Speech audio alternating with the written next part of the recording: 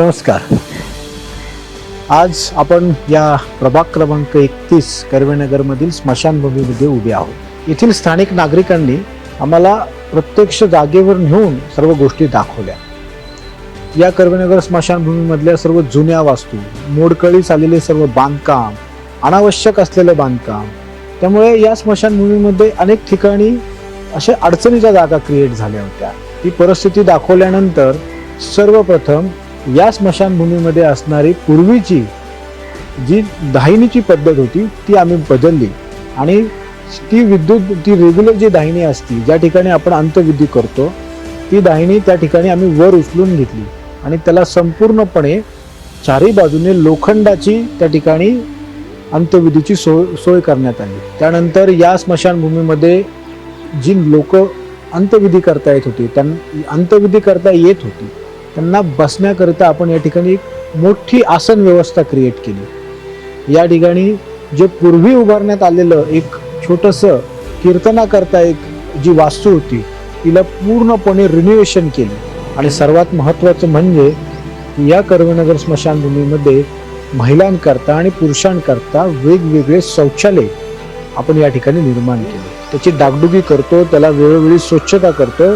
त्यामुळे ही स्वच्छतागृह आज सुद्धा सुअवस्थेत या ठिकाणी आहे. ठिकाणी येणाऱ्या नागरिकांना अंत्यविधी करता पाण्याची सोय त्या ठिकाणी लागत होती. म्हणून आपण खास या स्मशानभूमीमध्ये पुणे महानगरपालिकेला विनंती करून डायरेक्ट पाण्याचं कनेक्शन अवेलेबल करून स्टोरेजची सुविधा करण्यात आली. हात पाय व तोंड स्वच्छ धुण्याकरता एक वेगळी त्या ठिकाणी सोय करण्यात आली. ज्यावेळेस अंत्यविधी असतो त्यावेळेस अनेक नातेवाईकांना त्या ठिकाणी केशकर्तन करण्याची म्हणजे केस कापण्याची जी सुविधा लागते त्याकरता आपण एक वेगळी बैठक व्यवस्था या ठिकाणी केली. दशविधी क्रिया करण्याकरता एक वेगळी व्यवस्था स्मशानभूमीला लागून आपण उभारलेली आहे. या कर्वेनगर स्मशानभूमीचं सर्व नूतनीकरण करत असताना संपूर्ण चारही बाजूने त्याला योग्य कंपाऊंड वॉल प्लस त्या कंपाऊंड वॉलच्या वर एक 5 फुटेचा सर्व बाजूनी पत्रा, जेणेकरून आतला अंत्यविधी आजूबाजूच्या नागरिकांना कोणालाही दिसू नये किंवा त्याचा त्रास आजूबाजूच्या परिसराला झाला नाही पाहिजे. त्याचप्रमाणे अंत्यविधीच्या या स्मशानभूमीच्या ठिकाणी भव्य असं प्रवेशद्वार, एक छोटंसं मंदिर, त्यानंतर आजूबाजूने सर्व सुशोभित करण्यात आलेली झाडं लावून हे आपण सर्व या स्मशानभूमीमध्ये नूतनीकरण केलेलं आहे.